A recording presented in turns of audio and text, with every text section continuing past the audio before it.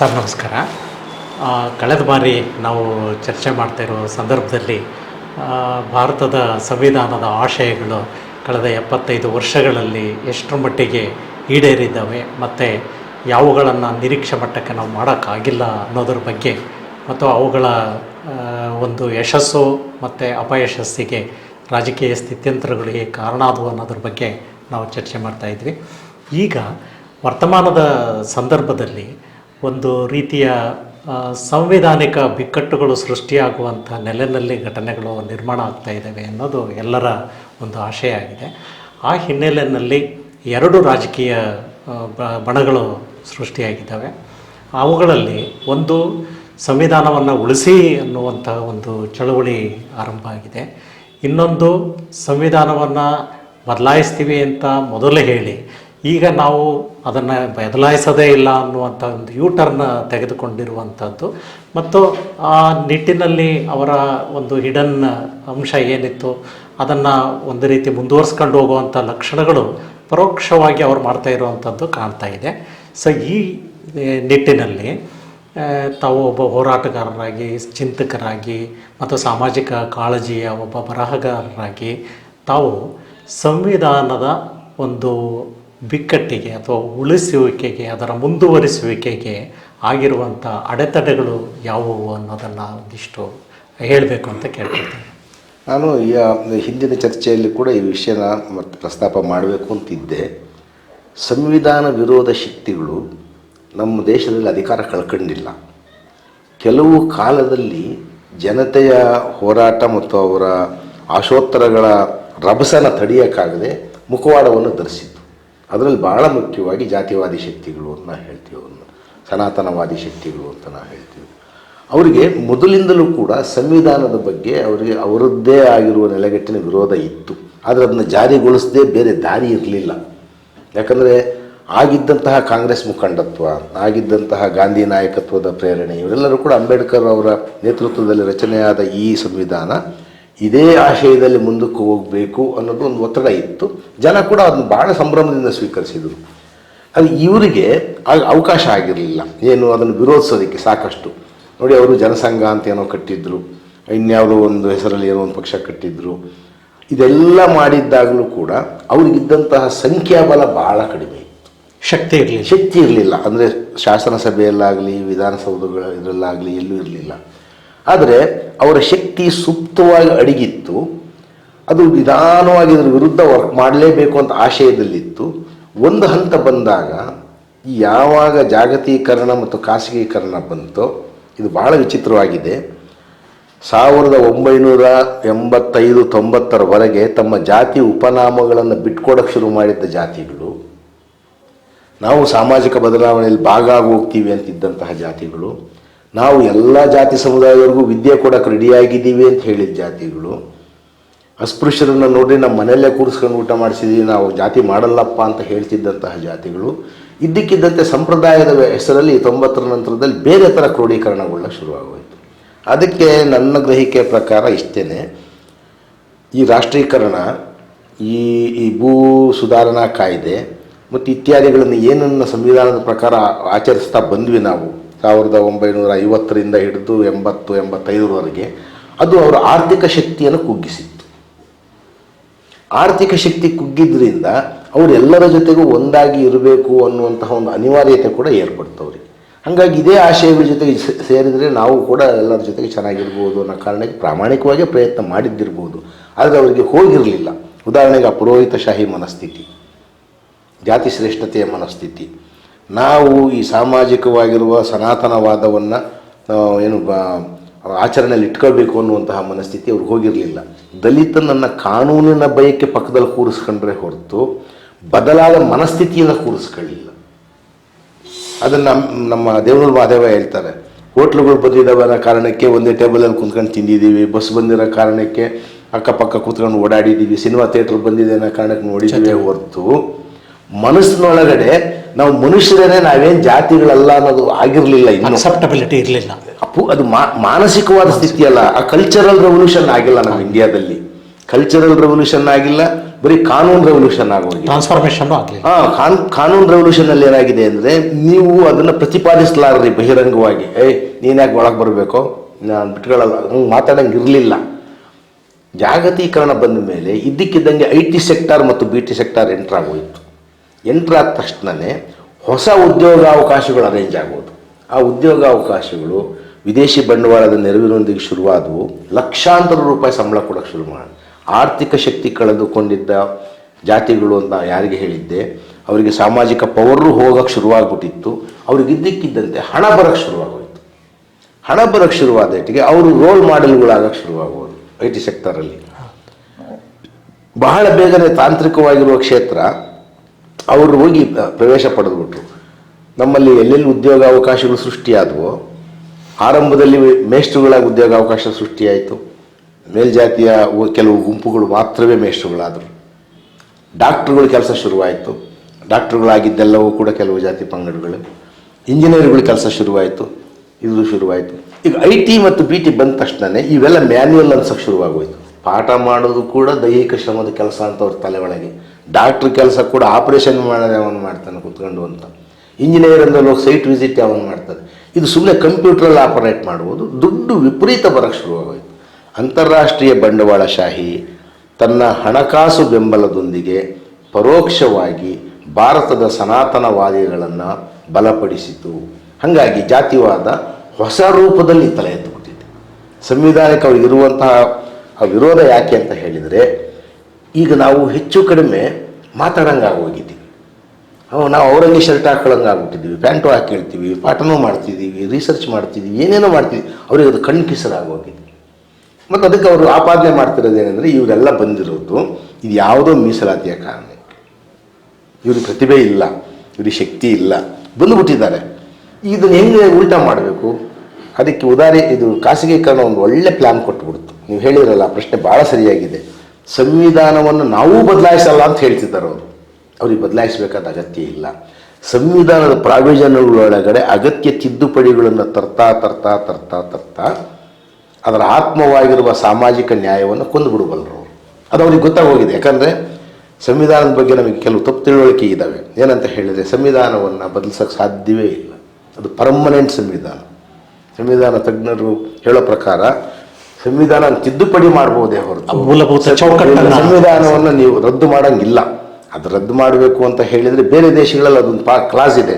ಸಂಸತ್ತು ಇಷ್ಟು ಬಹುಮತದೊಂದಿಗೆ ಅದನ್ನು ರದ್ದು ಮಾಡೋಕ್ಕೆ ಅವಕಾಶವೇ ಇಲ್ಲ. ಅದು ಒಂದು.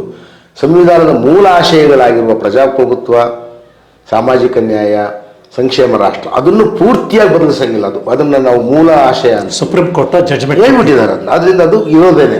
ಮತ್ತು ಅದನ್ನು ಬದಲಿಸಕ್ಕೆ ಹೋದರೆ ಸುಪ್ರೀಂ ಕೋರ್ಟ್ ಹೇಳುತ್ತೋ ಬಿಡುತ್ತೋ, ಜನ ಮಾತ್ರ ಬಿಡಲ್ಲ. ಯಾಕಂದರೆ ಜಾಗೃತಿ ಬಂದೋಯ್ತು. 20-30 ವರ್ಷದಲ್ಲಿ ಹಿಂದುಳಿದ ಜಾತಿಗಳಿಗೆ, ದಲಿತ ಜಾತಿಗಳಿಗೆ, ಆದಿವಾಸಿಗಳಿಗೆ, ಮಹಿಳೆಯರಿಗೆ ಗೊತ್ತಾಗೋಗಿದೆ ಸಬಲೀಕರಣ ಏನೋ ಒಂದು ಅನುಕೂಲ ಆಗಿದೆ, ಇದರಿಂದ ತಪ್ಪಿಲ್ಲ ಅಂತ. ಆದರೆ ಈ ಶಕ್ತಿಗಳು ಅದಕ್ಕೋಸ್ಕರವಾಗಿ ಸಂವಿಧಾನನ ಬದಲಿಸ್ತೀವಿ ಅನ್ನೋ ಮಾತನ್ನ ಬದಲಾಯಿಸ್ಬಿಟ್ರು. ಯಾಕಂದ್ರೆ ಅವ್ರಿಗೆ ಗೊತ್ತಾಗೋಯ್ತು ವೋಟ್ ಪ್ಯಾಟ್ರನ್ ಏನಾಗುತ್ತೆ ಅಂತ. ಫಸ್ಟ್ ಅವ್ರಿಗೆ ಬಂದಂತಹ ಬಹುಮತ ಎಷ್ಟಿತ್ತು? ವಿಪರೀತವಾದ ಬಹುಮತ. ಈ ಸಲ ಎಲ್ಲಿ ಬಂದಿದೆ ಅಂತ ಗೊತ್ತಾಯ್ತು. ಬರೀ ಸಂವಿಧಾನದ ಬಗ್ಗೆ ಅವರು ಬಿಟ್ಟು ನೋಡಿದರು. ಅವರು ಅದಕ್ಕೆ ರೆಡಿ ಇದ್ದರು. ಇದೊಂದೊಂದು ಬೇರೆ ಮರುಕ್ರಾಂತಿಯನ್ನೇ ಮಾಡಿಬಿಡೋದ ಅನ್ನುವ ಮಟ್ಟಿಗೆ ಅವ್ರ ಮನಸ್ಥಿತಿ ಇತ್ತು. ಅದು ಪ್ರತಿಕ್ರಾಂತಿಯನ್ನು ಆಚರಿಸ್ಬಿಡಬೇಕು ಅಂತಲೇ ಇದ್ದಿದ್ದು. ಆ ಮಾತುಗಳನ್ನು ಆಡೋಕೆ ಕೆಲವ್ರನ್ನ ಬಿಟ್ಟರು, ಪಾತ್ರಧಾರಿಗಳನ್ನ. ನೀವು ಆಡ್ ನೋಡೋಣ ಏನು ಬರ್ತದೆ ಅಂತ. ಟೆಸ್ಟ್ ಫೈರಿಂಗ್ ಮಾಡ್ತಾರೆ. ಅದು ನೋಡ್ರಿ, ಅವ್ರದ್ದು ಯಾವಾಗಲೂ ಹಾಗೇನೆ ಟೆಸ್ಟ್ ಫೈರಿಂಗ್. ಒಂದ್ಸಲ ಸಂವಿಧಾನ ಸುಡಿಸಿದ್ರು ಅಲ್ಲೆಲ್ಲೋ.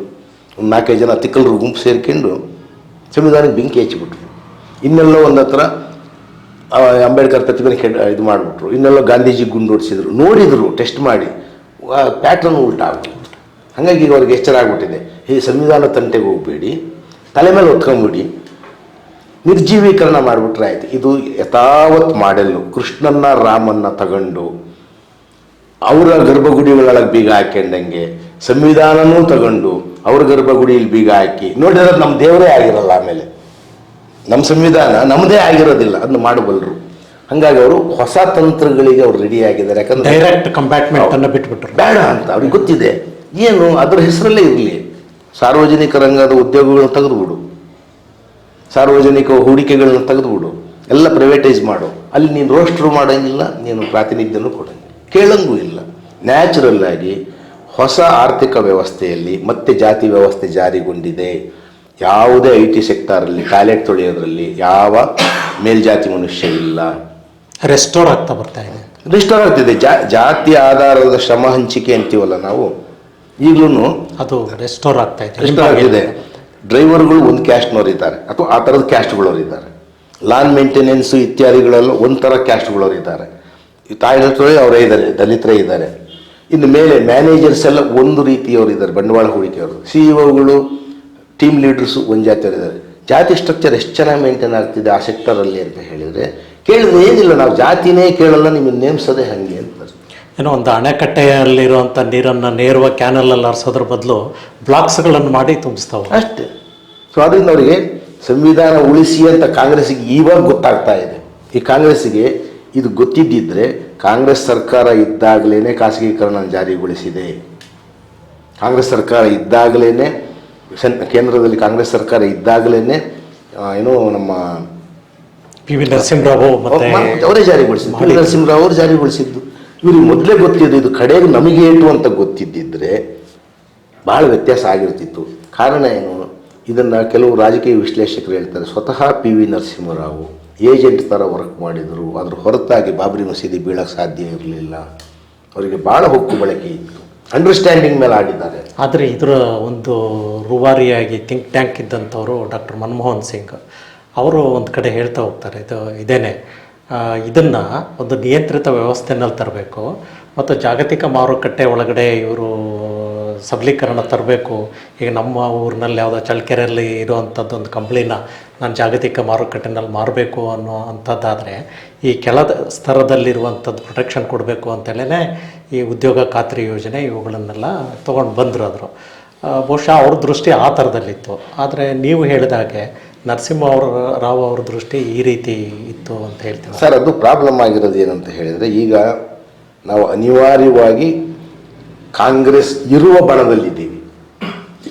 ನಾವು ಅಂದರೆ ಎಲ್ಲರೂ ಅಲ್ಲ, ನಾವು ಕೆಲವರು ಒಂದು ಯಾಕೆ ಅಂತ ಹೇಳಿದರೆ, ಈಗ ನಮ್ಮ ಎದುರುಗಡೆ ಇರುವಂತಹ ಮನುಷ್ಯ ಮಾತಾಡ್ತಿರುವ ಲ್ಯಾಂಗ್ವೇಜು ಶಿಲಾಯುಗಕ್ಕೆ ಸಂಬಂಧಪಟ್ಟಿರುವಂಥದ್ದು, ಅನಾಗರಿಕವಾದ ಅಸಂಸ್ಕೃತಿಗೆ ಸಂಬಂಧಪಟ್ಟಿರುವಂತಹ ಮನುಷ್ಯ ವಿರೋಧಿಯಾಗಿರುವ, ಭಾರತದ ಪ್ರಗತಿಗೆ ವಿರುದ್ಧವಾಗಿರುವ ಭಾಷೆಯನ್ನು ಮಾತಾಡೋ ಪಂಗಡದ ವಿರುದ್ಧ ಕಾಂಗ್ರೆಸ್ಸಲ್ಲಿದೆ. ಆದರೆ ಕಾಂಗ್ರೆಸ್ನ ಲೋಪಗಳಿದ್ದಾವೆ.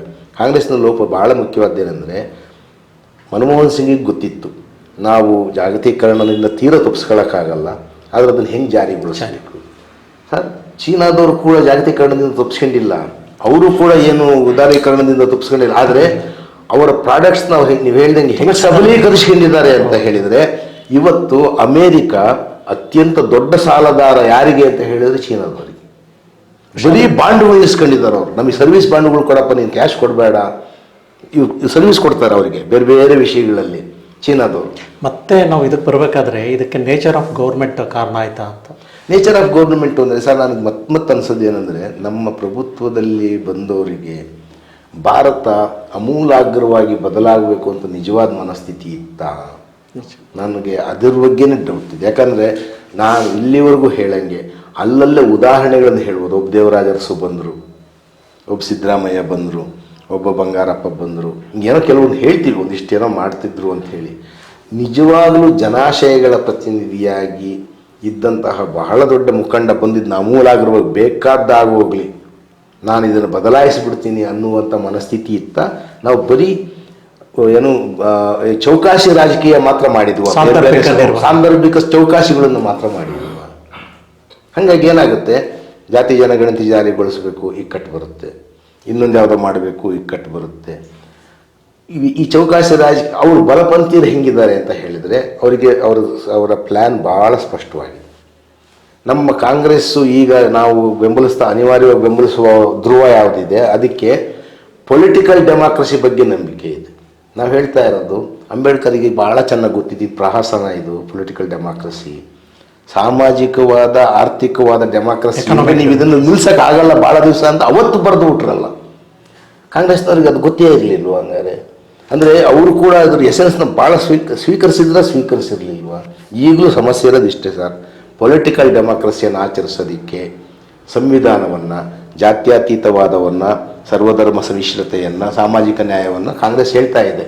ಆದರೆ ನೀವು ಆರ್ಥಿಕವಾದ ಮತ್ತು ಸಾಮಾಜಿಕವಾದ ಡೆಮಾಕ್ರಸಿಯನ್ನು ಜಾರಿಗೊಳಿಸದೆ ಉಳಿಸೋದು ಉಂಟೆ ನಾವು ಈ ದೇಶ. ಸಾಧ್ಯ ಇಲ್ಲ. ಆದ್ದರಿಂದ ಕಾಂಗ್ರೆಸ್ ಕೂಡ ಅನಿವಾರ್ಯವಾಗಿ ರಾಜಕೀಯ ಅಧಿಕಾರ ಕಳ್ಕೊಂಡ್ರೂ ಸರಿ, ಮತ್ತೊಂದು ಸ್ವಾತಂತ್ರ್ಯ ಸಂಗ್ರಾಮ ಅಂತದ್ದು ತಿಳ್ಕೊಂಡ್ರೂ ಸರಿ, ತನ್ನ ಪೂರ್ತಿ ದೋಷಗಳನ್ನು ಅರ್ಥ ಮಾಡಿಕೊಂಡದು ಹೊಸ ಬಗೆಯ ಹೋರಾಟಕ್ಕೆ ಜನಸಮೂಹಗಳ ಜೊತೆಗೆ ರೆಡಿ ಆದರೆ, ಅದು ಪಕ್ಷಕ್ಕೆ ಸೋತೋಗ್ಬಿಡ್ಲಿ ನಾವು ಯೋಚನೆ ಮಾಡಲ್ಲ, ಒಂದು ರಾಜಕೀಯ ಬಲವಾಗಿ ಈ ಜನತೆಯ ಜೊತೆಗೆ ನಿಂತರೆ, ಯಾಕಂದರೆ ನಮಗೆ ಇವತ್ತು ಸಿಂಗಲ್ ನಾಯಕ ಇಲ್ಲ ನಮ್ಮನ್ನು ಮುನ್ನಡೆಸೋಕ್ಕೆ ಭಾರತದ ತುಂಬ ನಿಂತರೆ, ನಾವು ನಿಜವಾದ ಪರ್ಯಾಯವನ್ನು ಸಂವಿಧಾನವನ್ನು ನಾವು ಬದಲಾಯಿಸೋದಿಲ್ಲ ಅಂತ ಸುಳ್ಳು ಹೇಳ್ತಾ ಸಂವಿಧಾನದ ಆತ್ಮವನ್ನೇ ಕೊಂದುಬಿಡೋದಕ್ಕೆ ರೆಡಿಯಾಗಿರುವಂತಹ ಶಕ್ತಿಗಳ ವಿರುದ್ಧ ನಾವು ಹೋರಾಟ. ಅದು ಈ ಆರ್ಥಿಕ ನೀತಿಗಳ ಮುಖಾಂತರ. ಹೌದು, ನಾವು ಡೆಮಾಕ್ರಸಿನ ಬರೀ ರಾಜಕೀಯವಾಗಿ ಉಳ್ಸೋಕ್ಕಾಗದೇ ಇಲ್ಲ. ಈಗಾಗಲೇ ಆಗೋಗಿದೆಯಲ್ಲ ಸರ್, ನೀವು ನೋಡ್ತಿದ್ದೀರಾ ಯಾರು ಗೆಲ್ತಿದ್ದಾರೆ. ಈಗ ಇಷ್ಟೊಂದು ಕಳ್ಳ ಹಣ ಇರೋರು ಗೆಲ್ತಾರೆ ಅಂತ ಹೇಳಿದ್ರೆ ಅವ್ರು ಏನು ಸಾಮಾಜಿಕ ನ್ಯಾಯನ ಇದು ಮಾಡ್ತಾರೆ.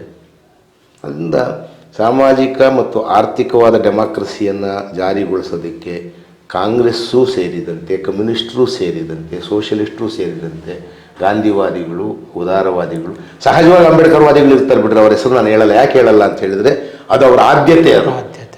ಅವ್ರಿಗೆ ಸೋಷಿಯಲ್ ಡೆಮಾಕ್ರಸಿ ಮತ್ತು ಏನು ಎಕನಾಮಿಕ್ ಡೆಮಾಕ್ರಸಿ ಅನ್ನೋದು ಅವ್ರ ಆದ್ಯತೆ. ಅವ್ರನ್ನ ನೀವು ಹೊಸದಾಗಿ ಕರೆಯೋದೇ ಬೇಡ, ಅವ್ರು ಬಂದು ಸುಮ್ಮನೆ ನಿಂತ್ಕೊಂಡ್ಬಿಡ್ತಾರೆ ಮುಂದಕ್ಕೆ. ಅವ್ರಿಗೆ ಬೇಕು. ಈ ಪ್ರಾಬ್ಲಮ್ಮು ಮತ್ತು ಭಯ ಮತ್ತು ಆತಂಕ ಇರೋದು ಇಡೀ ದೇಶದಲ್ಲಿ ಬಹಳ ಜಾಸ್ತಿ ಭಯ ಮತ್ತು ಪೆಟ್ಟಾಗಲಿರೋದು ನನ್ನ ಊಹೆ ಪ್ರಕಾರ ದಲಿತರಿಗೆ ಮತ್ತು ಮಹಿಳೆಯರಿಗೆ.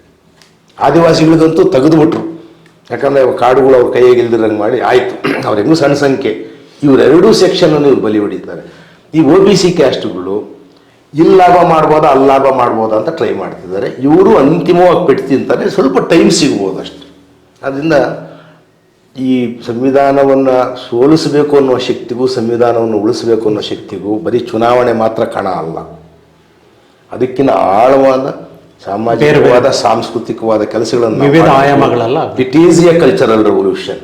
ಪ್ರತಿಕ್ರಾಂತಿಗೆ ಎಂಟರ್ ಆಗಿರುವ ಈ ಸಂದರ್ಭದಲ್ಲಿ ಅವರು ಪ್ರತಿಕ್ರಾಂತಿಗೆ ಎಂಟರ್ ಆಗಿದ್ದಾರೆ, ಶಕ್ತಿಶಾಲಿಗಳಾಗಿ ಎಂಟರ್ ಆಗಿದ್ದಾರೆ. ನಮ್ಮ ಸಮುದಾಯಗಳನ್ನು ಬುಕ್ ಮಾಡಿಬಿಟ್ಟಿದ್ದಾರೆ. ಈಗ ನಾವು ಆಮೂಲಾಗ್ರವಾಗಿ ಸಾಂಸ್ಕೃತಿಕ ಕ್ರಾಂತಿಗೆ ರೆಡಿ ಆಗಬೇಕಂದ್ರೆ ನಮ್ಮ ಮನಸ್ಸುಗಳನ್ನು ತೊಳ್ಕೋಬೇಕು. ಮತ್ತೊಂದು ಸಲ ಹೊಸ ಸಮಾಜ ಕಟ್ತೀವಿ ಅಂದರೆ ಅರ್ಥ ಏನು, ಸಂವಿಧಾನದ ಪ್ರಕಾರ ಅನ್ನೋದಕ್ಕೆ ಮನಸ್ಸಾ ಸಿದ್ಧ ಆಗಿರುವಂತಹ ಎಲ್ಲ ಜಾತಿಯ ತರುಣರು ತರುಣಿಯರು ಮುಂದಾಗಿ ಬಂದು ನಿಂತ್ಕೋಬೇಕು. ಇವತ್ತು ಅದನ್ನು ನಾವು ಅಪೇಕ್ಷೆ ಪಟ್ಟು ಮತ್ತು ಅದು ಪರಿಹಾರ ಆಗುತ್ತೆ ಅನ್ನುವಂಥ ನೆಲೆಯನ್ನು ನಾವು ಒಪ್ಕೊಂಡ್ರೂ ಕೂಡ ಅದಕ್ಕೆ ಸ್ಪಂದಿಸುವಂಥ ಒಂದು ಮಾನವ ಸಂಪನ್ಮೂಲನ, ಯುವಕರುಗಳನ್ನು ಮೊದಲೆಲ್ಲ ಅವರು ವಿದ್ಯಾರ್ಥಿಗಳು ಸಂಘಟನೆಗಳು ಸ್ಟ್ರಾಂಗ್ ಇದ್ದು, ಪ್ರಗತಿಪರ ಸಂಘಟನೆಗಳು ಸ್ಟ್ರಾಂಗ್ ಇದ್ದು. ಇವತ್ತೇನಾಗ್ತಾ ಇದೆ ಅಂದರೆ ತರಗತಿ ಒಳಗಡೆ ನಮ್ಮ ಪಠ್ಯಪುಸ್ತಕಗಳು ಹಾಗೇ ಇದ್ದಾವೆ, ಈ ಸಂಘಟನೆಗಳು ಕೂಡ ಎಲ್ಲೋ ಒಂದು ಕಡೆಗೆ ನಿಷ್ಕ್ರಿಯ ಆಗ್ತಾ ಇದ್ದಾವೆ. ಈ ಹಿನ್ನೆಲೆಯಲ್ಲಿ ಈ ಚಳುವಳಿಗಳನ್ನು ಮತ್ತೆ ಕಟ್ಟಲಿಕ್ಕೆ ಹೇಗೆ ಸಂಘಟಿತ ಪ್ರಯತ್ನ ಬೇಕು ಅಂತ ಅನಿಸುತ್ತೆ ಸರ್? ಅದಕ್ಕೆ ಎರಡು ದಾರಿನೂ ಇದೆ.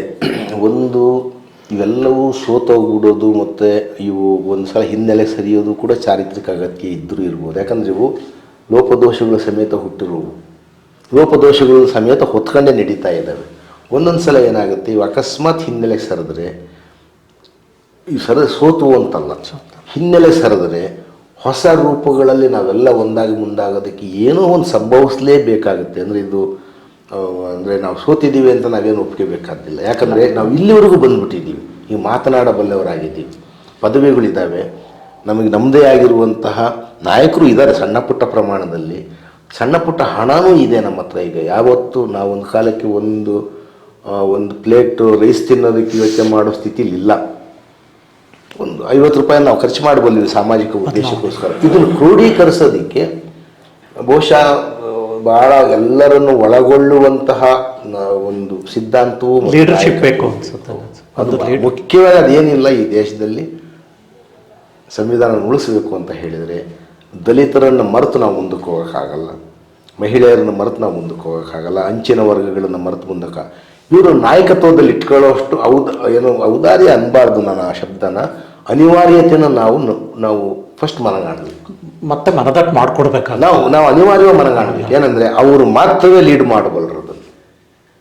ಯಾಕಂದರೆ ಅವರಿಗದು ಜೀವನ್ಮರಣದ ಪ್ರಶ್ನೆ. ನಮಗೆ ಎಷ್ಟೋ ಸಮುದಾಯಗಳಿಗೆ ಇದು ಚೌಕಾಸಿ ಪ್ರಶ್ನೆ ಇರ್ಬೋದು.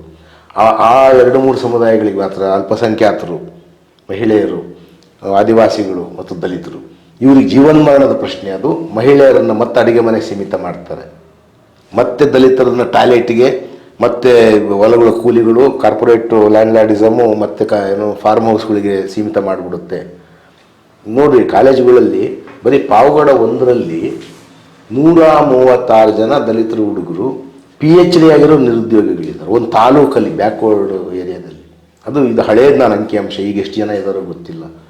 ನನಗೇ ಗೊತ್ತಿರೋಂಗೆ PhD ಆಗಿರುವ ದಲಿತರು ಹುಡುಗರು ಸ್ಪೇರ್ ಡ್ರೈವರ್ಗಳಾಗಿ ಆಟೋ ಓಡಿಸ್ತಾ ಇದ್ದಾರೆ ಮತ್ತು ಕಾರುಗಳು ಓಡಿಸ್ತಾರೆ. ಅದಕ್ಕೆ ನಮ್ಮ ಅಂದರೆ ನಾವು ಅಂತಿಮವಾಗಿ ಈ ರಾಜಕೀಯ ಆರ್ಥಿಕ ವ್ಯವಸ್ಥೆ ಅವ್ರನ್ನ ಎಲ್ಲಿ ನಿಲ್ಲಿಸ್ತಾ ಇದೆ ಅಂದರೆ, ಡಿಗ್ರಿ ಇದೆ, ಪದವಿ ಪತ್ರ ಇದೆ, ಕಸುಬು ಮಾತ್ರ ಅದೇನೆ.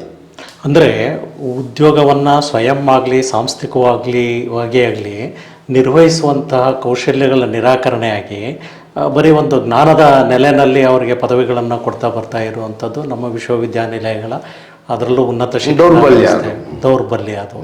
ಈಗ ಮತ್ತೆ ಇಲ್ಲಿ ಈಗ ಸರ್ಕಾರ UGC ಇವುದು ಯಾವುದೋ ಯಾವ ಅರ್ಹತೆಗಳು ವಿ ಸಿ ಮಾಡೋದಕ್ಕೆ ಆಗಲಿ, ಮತ್ತು ಈಗ ಇತ್ತೀಚೆಗೆ ನ್ಯಾಷನಲ್ ಮೆಡಿಕಲ್ ಕೌನ್ಸಿಲ್ ಅದೇ ರೀತಿಯಲ್ಲಿ ಲಿಬರಲೈಸ್ ಮಾಡಿದೆ. ಈಗ ಒಬ್ಬ ಅಕಾಡೆಮಿಕ್ ವ್ಯಕ್ತಿಯಾಗಿ ಅವನು 8 ವರ್ಷ 10 ವರ್ಷ ಸರ್ವಿಸ್ ಮಾಡೋದರ ಅಗತ್ಯನೇ ಇಲ್ಲದೆ ಇರೋ ರೀತಿಯಲ್ಲಿ, ಪುಸ್ತಕನೇ ಓದದೇ ಇರೋನು, ಲೈಬ್ರರಿಗೆ ಹೋಗದೇ ಇರುವಂಥವನು ನೇರವಾಗಿ ವೈಸ್ ಚಾನ್ಸಲರ್ ಅದನ್ನು ತಿದ್ದುಪಡಿ ತರ ಕೊಟ್ಟಿದ್ದಾರೆ. ಈಗ ಲಿಬರಲೈಸೇಷನ್ 5ನೇ ತಾರೀಕು ಅಬ್ಜೆಕ್ಷನ್ಸ್ ಹಾಕ್ಬೇಕು ನಾವು. ಈಗ ಈ ಲಿಬರಲೈಸೇಷನ್ ಅನ್ನೋದನ್ನು ಎಲ್ಲೋ ಒಂದು ಕಡೆಗೆ ಶೋಷಣೆಯ ಇನ್ಸ್ಟ್ರೂಮೆಂಟ್ ಆಗಿ ಬಳಕೆ ಮಾಡಿಕೊಳ್ಳುವಂಥದ್ದಿದೆ. ಇದಕ್ಕೆ ಮೂಲ ಕಾರಣ ಪ್ರಭುತ್ವದ ಒಂದು, ಯಾಕಂದರೆ ಅದಕ್ಕೆ ಮನಸ್ಫೂರ್ತಿಯಾಗಿರುವ ಬದ್ಧತೆ ಇಲ್ಲ. ಆದರೆ ಈ ಪ್ರಭುತ್ವ ಆದರೂ ಕೂಡ ಒಂದು ತೀವ್ರ ಚಳುವಳಿಗೆ ಅದು ಬಗ್ಗುತ್ತೆ ಅನ್ನೋದಕ್ಕೆ ಇತ್ತೀಚಿನ ಎಲ್ಲ ಕಡೆನೂ ಕೂಡ ಉದಾಹರಣೆಗಳಿದ್ದಾವೆ. ಮುಖ್ಯವಾಗಿ ಏನು ಅಂತ ಹೇಳಿದರೆ, ಈ ನಮ್ಮ ಸಂವಿಧಾನದ ಒಂದು ನೆಲೆಗಟ್ಟಿನಲ್ಲಿ ಒಂದಿಷ್ಟು ಉತ್ತಮ ಸ್ಥಿತಿಯನ್ನು ಕಂಡುಕೊಂಡಿರೋರುಗಳ ಮನಸ್ಥಿತಿಗಳಾದರೂ ಕೂಡ ಮತ್ತೆ ಹಳೆ ನೆಲೆಗೆ ಹೋಗದೇ ಇರುವಂಥ ರೀತಿಯಲ್ಲಿ ಕಾಪಾಡ್ಕೊಳ್ಳೋದು ಹೇಗೆ ಅನ್ನುವಂಥದ್ದು ಒಂದು ದೊಡ್ಡ ಸವಾಲಾಗಿದೆಯೇ ಸರ್? ಇದಕ್ಕೆ ನಮಗೇನು ಸಿದ್ಧ ಉತ್ತರಗಳೇನು ಗೊತ್ತಿಲ್ಲ. ನಮಗೆ ಆಶಯ ಮಾತ್ರ ಇದೆ. ಮತ್ತು ಒಂದು ದೊಡ್ಡ ಭರವಸೆ ಏನು ಅಂದರೆ, ಪ್ರತಿ ಸಲ ಕತ್ತಲು ಕವಿದಾಗಲು ನಾನು ಕವಿಯಾಗಿ ಹೇಳಬೇಕು ಅಂತ ಹೇಳಿದ್ರೆ ಸೂರ್ಯೋದಯ ಆಗಲೇಬೇಕು, ಅದು ಆಗಲೇಬೇಕು. ಆಳವಾದ ಕತ್ಲು ಆವರಿಸ್ತು ಅಂದರೆ ಹಗಲು ಹತ್ರ ಆಗ್ತಾ ಇದೆ ಅಂತ ಹೇಳಿ ಅವರು ಸಂವಿಧಾನವನ್ನು ಇಷ್ಟು ವಿರೋಧ ಬಾಯ್ಬಿಟ್ಟು ಶುರು ಮಾಡಿದ್ರಲ್ಲ. ಸಂವಿಧಾನ ಏನು, ಯಾರನ್ನು ಹೊತ್ಕೋಬೇಕು ಅನ್ನೋದು ಈ ತೀರ್ಮಾನ. ಅಲ್ಲಿವರೆಗೂ ಸಂವಿಧಾನ ಇತ್ತೋ ಇಲ್ವೋ ಗೊತ್ತಿರಲಿಲ್ಲ ಜನಗಳಿಗೆ. ಈಗ ನೋಡ್ರಿ, ಇದು ತೀರ್ಮಾನ ಆಗೋಯ್ತು. ಬರೀ ಸಂವಿಧಾನ ಅಂದೇಟಿಗೆ ಬಣ ಹಿಂಗೆ ತೀರ್ಮಾನ ಆಗ್ಬಿಡುತ್ತೆ. ಅಷ್ಟು ಕ್ಲಿಯರ್. ಅಂದರೆ ಸಂಘರ್ಷ ಅನ್ನುವುದು ಅವ್ರ ಕೈ ಮೇಲೆ ಆಗಿರಲಿ, ಏನೇ ಆಗಿರಲಿ, ಜನಕ್ಕೆ ಜಾಗೃತಿಯನ್ನು ತರೋದ್ರಲ್ಲಿ ಮತ್ತು ಒಂದುಗೂಡಿಸಿ, ಇಲ್ಲ ಇದನ್ನು ನಾವು ಸಂವಿಧಾನ ಅಂತ ಹೇಳ್ತಿರೋದು ಬುಕ್ನಲ್ಲ. ಅವರೀಗ ನಮ್ಮ ಆಶಯ ಇದೆಯಲ್ಲ, ಸಾಮಾಜಿಕ ನ್ಯಾಯದ್ದು ಮತ್ತು ರಾಜಕೀಯ, ಅದು ಜಾರಿಗೊಂಡು ಅದು ಹೊಸ ಭಾರತದ ನವಭಾರತದ ಆಶಯ. ಅದನ್ನು ಕೊಲ್ಲಕ್ಕೆ ಬಂದರು. ಸನಾತನ ಭಾರತ ಅಂದರೆ ನಮಗೆ ಗೊತ್ತು, ನವಭಾರತದ ಇದು ಸನಾತನ ಭಾರತದಲ್ಲಿ ನಮ್ಮ ಕೆಲಸ ಏನಂತ ಗೊತ್ತು. ದನ ಕಾಯೋದು, ಕುರಿ ಕಾಯೋದು, ಚರಂಡಿ ಬೆಳೆಯೋದ್ರಾಗೆ ಇರ್ತೀವಿ ನಾವು. ಅದನ್ನು ಬದಲಿಸಬೇಕು ಸರ್. ತುಂಬ ಸುಂದರವಾದಂಥ ಒಂದು ಆಶಯ. ಯಾಕೆ ಅಂತ ಹೇಳಿದರೆ, ನಮ್ಮ ಸದಾಶಯಗಳೇ ನಮ್ಮ ಒಂದು ಕ್ರಿಯಾಶಕ್ತಿ.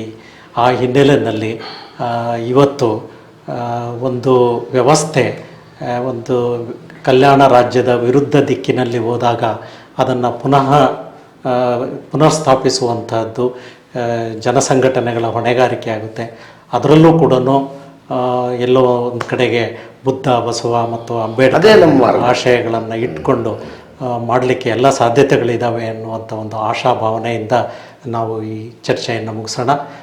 ಅದು ಈ ನಮ್ಮೆಲ್ಲರ ಆಶಾಭಾವನೆಗಳು ಜಾರಿಗೊಳ್ಳಿ ಎನ್ನುವಂಥದ್ದು ಒಂದು ಆಶಯದೊಂದಿಗೆ ನಾವು ಸನಾತನ ಭಾರತ ವರ್ಸಸ್ ಸಂವಿಧಾನ ಭಾರತ, ಸಂವಿಧಾನ ಭಾರತವೇ ಗೆಲ್ಲುತ್ತೆ ಅನ್ನೋ ಆಶಯ ನನಗಂತೂ ಖಂಡಿತವಾಗೂ ಇದೆ. ಬಹುಶಃ ನಮ್ಮ ಒಂದು ಸುಸ್ಥಿರ ಜೀವನ ಮೌಲ್ಯಕ್ಕೆ ಅದು ಕಾರಣ ಆಗುತ್ತೆ.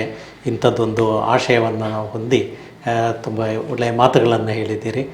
ಈ ಚಳುವಳಿಗಳಲ್ಲಿ ತಮ್ಮ ಆಶಯಗಳು ಈಡೇರಲಿ ಅನ್ನುವಂಥ ಒಂದು ಆಶಯವನ್ನು ಹೊಂದಿ ಈ ಚರ್ಚೆಯನ್ನು ಮುಗಿಸೋಣ. ಧನ್ಯವಾದ.